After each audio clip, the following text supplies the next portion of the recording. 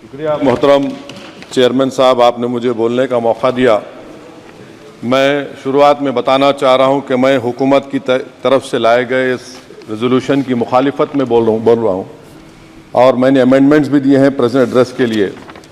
और चेयरमैन साहब, आप उर्दू को जानते हैं, किसी एक शायर ने शायद बरसर इख्तिदार जमात के लिए ये शेर कहा होगा कि उसूल बेचकर मसनद ख़रीदने वालों, निगाह अहले वफ़ा में बहुत हक़ीर हो तुम, वतन का पास तुम्हें था न होगा कभी, कि अपने हिर्स के बंदे हो बेज़मीर हो तुम, इज़्ज़त नफ्स किसी शख्स की महफूज नहीं, अब तो अपने ही निगहबानों से डर लगता है, डंके की चोट पे जालिम को बुरा कहता हूँ, मुझे सूली से न जिंदानों से डर लगता है।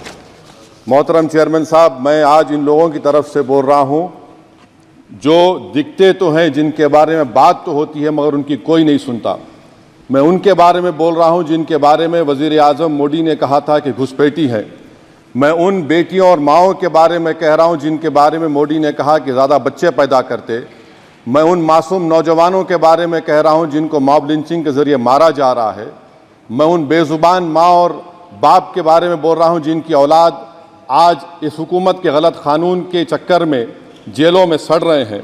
सर, मैं दस्तूर जब इस ऐवान में बन रहा था, संविधान बन रहा था, तो उस वक्त अलहदा वोटर लिस्ट और इंतखाबी रिजर्वेशन की बात आई, तो उस वक्त के हमारे फाउंडिंग फादर्स ने, हमारे बुजुर्गों ने, दोनों समुदाय के हिंदू और मुसलमानों ने फैसला किया कि हम इस पर राज़ी नहीं होंगे। बल्कि उन्होंने क्या कहा था हमारे फाउंडिंग फादर्स ने, उन्होंने मुखालिफत की थी अलहदा वोटर लिस्ट की और इंतखाबी रिजर्वेशन की। उन्होंने कहा था, I quote sir, it is the duty of majority community to ensure that minorities are elected in the representative numbers. BJP मुसलमानों की नफरत पर जीतती है और मुसलमानों के नाम निहाद मसीहा मुसलमानों के 90% ज़्यादा वोट हासिल करते हैं, मगर फिर भी इस ऐवान के दरवाजे नहीं खुलते मुसलमानों के लिए और सिर्फ 4% मुसलमान जीत कर आते हैं। सर, संविधान सिर्फ एक किताब नहीं है जिसे चूमा जाए, संविधान एक किताब नहीं है जिसे दिखाया जाए, संविधान एक सिंबल भी है, मगर संविधान एक हमारे बुजुर्गों के ख्वाबों की किताब है। हमारे जमहूरियत को हमारे बुजुर्गों ने इस तरह समझा, हमारे फाउंडिंग फादर्स ने इस तरह जमहूरियत को समझा कि इसमें हर समुदाय और मजहब और समाज के मानने वाले लोगों की राय को शामिल किया जाएगा इस मुल्क को चलाने के लिए, मगर इस ऐवान में सिर्फ 4% मुसलमान जीत कर आते हैं। मैं संविधान से जो मोहब्बत के दावे करते हैं उनसे कहूंगा कि कभी उठाकर पढ़ो कॉन्स्टिट्यूएंट असेंबली डिबेट्स में कि नेहरू ने, HC मुखर्जी ने, सरदार हुकुम सिंह ने माइनॉरिटीज के बारे में क्या कहा था।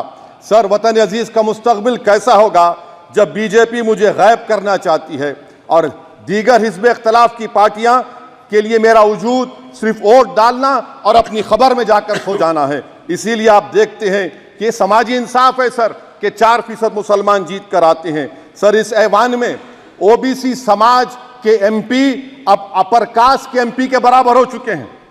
OBC समाज के MP अब अपर कास्ट MP के बराबर हो चुके हैं और 14% मुसलमान सिर्फ 4% जीत कर आते हैं। CSDS का डेटा ये बताता है कि इस मुल्क में जो वोट बैंक है, जो एक मुश्त वोट डालता है, वो अपर कास्ट का है। मुसलमान का कभी ना वोट बैंक था ना कभी रहेगा। सर, 4 जून के बाद 6 मुसलमानों की मॉब लिंचिंग हुई, 11 घरों को मध्य प्रदेश में मोदी के बुलडोजर ने निस्तो नाबूद कर दिया। हिमाचल प्रदेश में एक मुसलमान की एक दुकान को लूट लिया गया और हिज़्ब इख्तिलाफ की पार्टियों की तरफ से सन्नाटा है। शायद अब वक्त आ चुका है कि लफ्ज़ मुसलमान का नाम लेना भी अब उस पर पाबंदी आयद कर दी जाएगी। सर, मैं ये बात बताना चाह रहा हूँ कि नरेंद्र मोदी को जो मैंडेट मिला है। एक मिनट, आप लोग बैठ जाएं, कृपया आप लोग बैठ जाएं। श्री मनसुख मांडविया जी, आप लोग बैठ जाएं, कृपया माननीय सदस्य बैठ जाएं। श्री मनसुख मांडविया जी, मनसुख मांडविया जी, कृपया आप लोग बैठ जाएं। अपने प्रारंभिक कृपया आप लोग बैठ जाएं। आप लोग बैठ जाएं। माननीय सदस्य ने अपने प्रारंभिक भाषण में जो शब्द प्रयोग करा है उसको ऑथेंटिकेट करा जाए।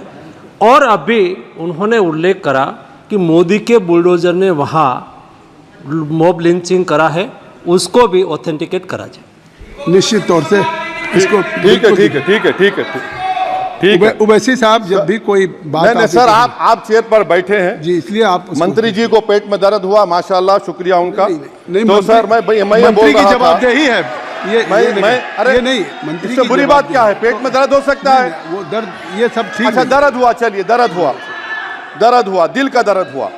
तो सर जो नरेंद्र मोदी को मैंडेट मिला है वो सिर्फ और सिर्फ मुसलमानों की नफरत पर हिंदुत्व की वजह से मिला है। I would like to say it is not Modi's in dock but every single person voted him despite his anti Muslim voice. And I would like to tell the opposition parties this is not a moral victory for you, this is a victory of majoritarianism. Everyone should contemplate and do introspection. Why is it that the OBCs and the upper caste are getting their due representation? Why are the Muslims not getting? Are we here only to vote for you and not to get elected? If that is the case, please tell us that we are only here to vote for you. Sir, आज भारत के आधे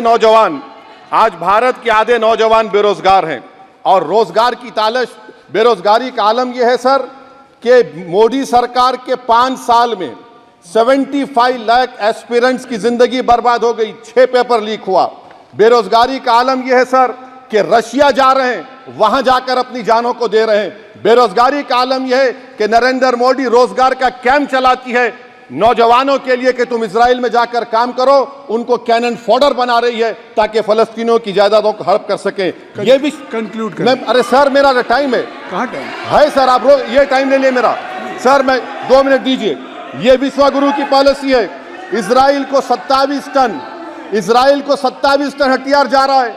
9 million Bharat के लोग gulf में काम करते हैं, क्या असर पड़ेगा? 47,000 इजरायली फलस्तीनी मार चुके हैं। क्या है हमारी पॉलिसी सर? क्यों हथियार दे रहे हैं सर? नस्लकशी हो रही है। सदर जमहूरिया के खुतबे में राष्ट्रपति के सर, मैं उसी पे बोल रहा हूं सर, उसमें लिखा हुआ है फॉरेन पॉलिसी के ऊपर, आप पैराग्राफ नंबर 25 देख लीजिए। सदर जमहूरिया में सैचुरेशन अप्रोच है।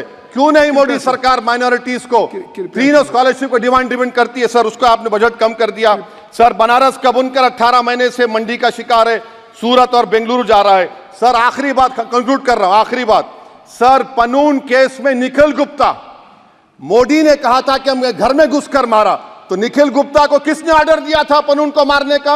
अगर नहीं दिया तो उसको बचाइए, और अगर दिया नहीं तो फिर उस पर पीएमएलए क्यों नहीं लगाते? सर समाप्त करो। कमेटी बनाई आपने, उसका क्या हुआ? सर हम एससीओ को नहीं जा रहे।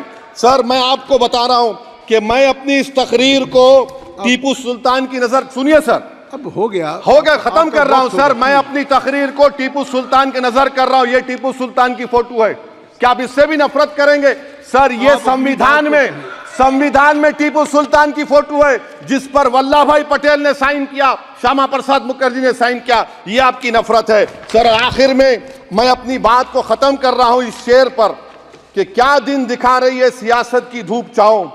जो कल सपूत थे वो कपूतों में आ गए, थे इस कदर अजीम के पैरों में ताज थे, इतने हुए जलील के जूतों में आ गए। बहुत बहुत शुक्रिया सर।